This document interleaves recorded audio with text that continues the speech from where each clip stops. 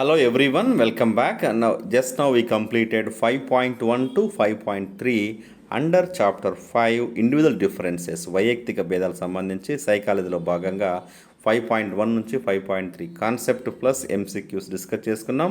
ఇప్పుడు చివరి రెండు సబ్ టాపిక్స్ అయినటువంటి individual differences in cognitive abilities జ్ఞాన సామర్థ్యాలలో ఉండే వైయక్తిక భేదాలు, అదేవిధంగా చివరి సబ్ టాపిక్ అయినటువంటి ఎంకరేజింగ్ క్రియేటివిటీ ఇన్ చిల్డ్రన్ పిల్లల్లో సృజనాత్మకతని ఏ విధంగా ప్రోత్సహించడం, ఈ అంశాలని మనం లెర్నింగ్ డిఫికల్టీస్ ఆల్ ఆస్పెక్ట్స్ని ఒక చిన్న పిక్చర్ కార్డుతో కాన్సెప్ట్ని తర్వాత మనం ఎంసీక్యూస్ని ఎగ్జామ్ పట్ల వచ్చేటువంటి ప్రశ్నల్ని ప్రాక్టీస్ చేస్తే definitely we will achieve success in the psychology area, right? So without any further delay let's get into the topic first.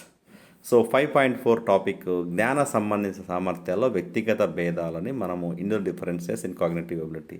So ఇక్కడ cognitive abilities are mental processes that help us to learn, think, remember, reason and solve problems. Every child differs in how quickly and well they use these abilities.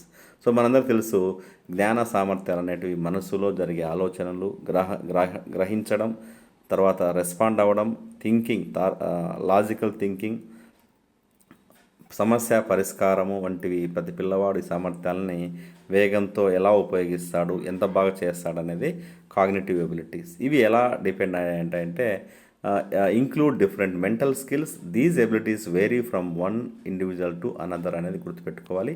ఈ సామర్థ్యాలు ఒక వ్యక్తి నుంచి ఇంకో వ్యక్తికి విభిన్నంగా ఉంటాయి. సో ఇందులో కీ కాగ్నిటివ్ ఎబిలిటీస్ ముఖ్య జ్ఞాన సామర్థ్యాలకు సంబంధించి perception, understanding through senses, so ఇక జ్ఞానేంద్రియాల ద్వారా దాన్ని గ్రహించడం. అటెన్షన్, శ్రద్ధ, ఫోకసింగ్ ఆన్ పర్టికులర్ స్టిములస్, ఒక ఉద్దీపన పైన ఫోకస్ చేయడం. Memory, remembering information. Generating ideas and reasoning, thinking. కాల్పనిక శక్తి అంటే ఊహాశక్తి, creating new ideas, imagination. Drawing logical conclusions with reasoning అనేది. సమస్య పరిష్కరించడం, finding solutions through problem solving. Then producing original creative work, సృజనాత్మకత. ఈ అంశాలని మనము కాగ్నిటివ్ ఎబిలిటీస్గా గుర్తుపెట్టుకుంటాం. నెక్స్ట్ 5. వీటిని రియల్ లైఫ్ ఎగ్జాంపుల్ తీసుకుంటే అటెన్షను, ఏకాగ్రత తేడాలు ఉంటాయి.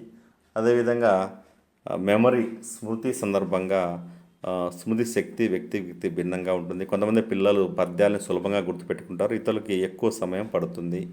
అదేవిధంగా రీజనింగ్ ఎబిలిటీ అనేది డిఫర్ అవుతుంది. క్రియేటివిటీ ఎబిలిటీ, ఈ అంశాలని మనము కాగ్నిటివ్ ఎబిలిటీస్గా పెట్టుకుంటాం. నెక్స్ట్ 5.5లో ఏ విధంగా సృజనాత్మకతని ఎంకరేజ్ చేయడం అనేది తీసుకుంటే, సృజనాత్మకత అంటే కొత్తగా ఆలోచించే శక్తి, వినూత్న భావనలు మరియు పరిష్కారాలను సృష్టించే శక్తి. ప్రతి పిల్లవాడికి ఈ క్రియేటివిటీ అనేది సహజంగా ఉంటుంది, దాన్ని మనం ప్రోత్సహించాల్సిన అవసరం ఉంటుంది.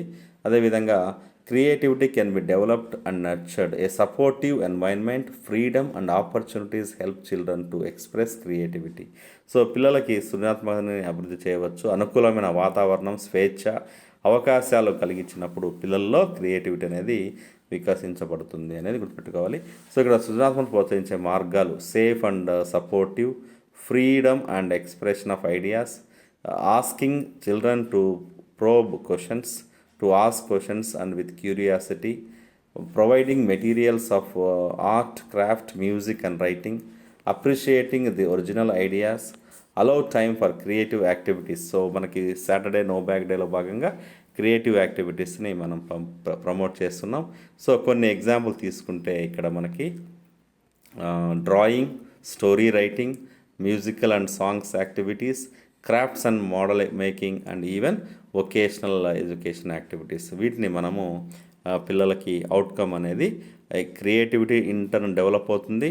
They also get nurtured and their creative abilities are improved అనేది గుర్తుపెట్టుకోవాలి. ఇది simple topic.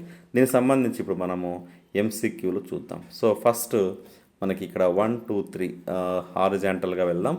So which of the following refers to difficulty in reading, writing, doing mathematics despite normal intelligence? సాధారణ మేధస్సు ఉన్నప్పటికీ చదవడం, రాయడం లేదా గణితంలో ఇబ్బంది అంటే ఏమిటి? సో ఇక్కడ ఆన్సరు లెర్నింగ్ డిజేబిలిటీ, అభ్యసన వైకల్యం అని గుర్తుపెట్టుకోవాలి. స్లో లెర్నర్ కాదు, గిఫ్టెడ్ కాదు, ఇంటలెక్చువల్లీ ఛాలెంజ్డ్ కాదు. Next, a child learns slowly at slow pace than peers but can achieve with additional time and support he is. So సాధారణంగా పిల్లల కంటే చాలా నెమ్మదిగా ఉంటాడు, అది ఎక్కువ సమయం తీసుకుంటాడు, కానీ సహాయం చేస్తే సాధిస్తాడు. అటువంటి పిల్లవాడిని మనం ఇక్కడ నిదాన అభ్యాసకుడు, స్లో లెర్నర్ అంటాం. సో ఈ పదాలని మనం గుర్తుపెట్టుకోవాలి. So next, which term used for children who have significantly below average intellectual functioning అన్నప్పుడు ఆన్సర్ ఇక్కడ ఇంటలెక్చువల్లీ ఛాలెంజ్డ్ అని గుర్తుపెట్టుకోవాలి, సగటు కన్నా తక్కువ ఉంటే. నెక్స్ట్, ప్రతిభావంతులైన పిల్లల లక్షణం ఏది అన్నప్పుడు ఇక్కడ answer showing high creativity and leadership అనేది గుర్తుపెట్టుకోవాలి. What is the main education implication for slow learners? నిదాన అభ్యాసకులకి నేర్చుకోనికి విద్యాపరమైన సూచన ఏమంటే provide extra time, repetition and support. ఇది remedial and other extra time, personalised coaching. Next, which of the following strategies is most suitable for teaching slow learners? నెమ్మదిగా నేర్చుకునే పిల్లలకు బోధించడానికి ఏ వ్యూహం అత్యంత అనుకూలం అంటే concrete examples and step by step teaching. Concrete examples and small steps help them understand better. So ఈ యొక్క అమూర్త భావనల కన్నా మూర్త భావనలని ఉదాహరణల ద్వారా, సోపానాల ద్వారా చెప్పగలిగితే ఆ యొక్క స్లో లెర్నర్ అనేవాడు ట్రాక్లో పడడానికి, మెయిన్ స్ట్రీమ్ అవ్వడానికి సాయం చేస్తుంది. Next, which of the following is true అన్నప్పుడు ఇక్కడ answer B, they need life skills training. బుద్ధి సామర్థ్యం తక్కువ ఉన్న పిల్లలకి, ఇంటలెక్చువల్లీ చదివిన పీపుల్కి లైఫ్ స్కిల్స్ ట్రైనింగ్ అనేది అవసరం. అదేవిధంగా గిఫ్టెడ్ చిల్డ్రన్కి high ability in which area అన్నప్పుడు క్రియేటివిటీ అండ్ ప్రాబ్లమ్ సాల్వింగ్ గుర్తుపెట్టుకోవాలి. నెక్స్ట్, ఇక్కడ ఒక ఆప్షన్ మిస్ అయింది. In the classroom which activity is good for developing creativity అన్నప్పుడు brainstorming and drawing ideas గుర్తుపెట్టుకోవాలి. మిగతాది which thinking is related to producing main ideas and solutions అంటే divergent thinking గుర్తుపెట్టుకోవాలి. అనేక ఆలోచనలు, పరిష్కారాలను ఉత్పత్తి చేయడంలో ఏ రకమైన, సో సమైక్య ఆలోచన, ఇక్కడ ఇన్నోవేటివ్ థింకింగ్, లీనియర్ థింకింగ్, ఇలా టైప్స్ ఆఫ్ థింకింగ్స్ అనేవి ఉంటాయి. సో ఇక్కడ మనకి డైవర్జెంట్ థింకింగ్ అనేది produces multiple ideas. Which of the following is the role of teacher in encouraging creativity and provide freedom and resources.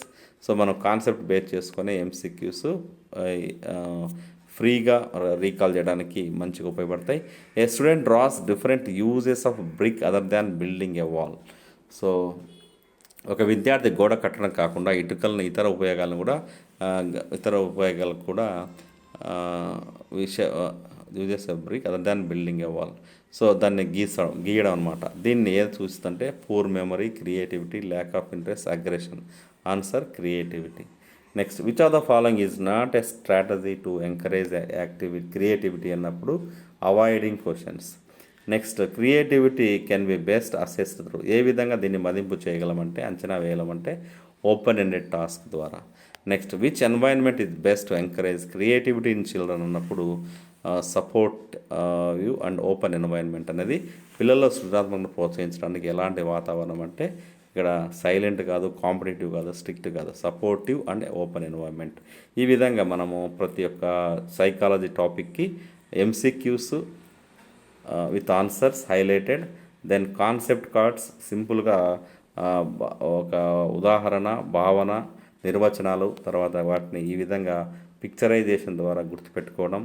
ఇలాంటి మరిన్ని వీడియోస్ కోసం Telugu, English, psychology మీరు తప్పకుండా ఈ యొక్క ఇంగ్లీష్ అండ్ ఎడ్యుకేషన్ అప్డేట్ ఛానల్ని, ఇక స్క్రీన్ పైన కనిపిస్తున్నటువంటి ఛానల్ని క్లిక్ చేసి అందులో AP TET official model MCQ అనే ప్లేలిస్ట్ క్లిక్ చేయడం ద్వారా you all get benefited and with high success. So wish you all happy learning and keep learning. Do take care. Jai Hind.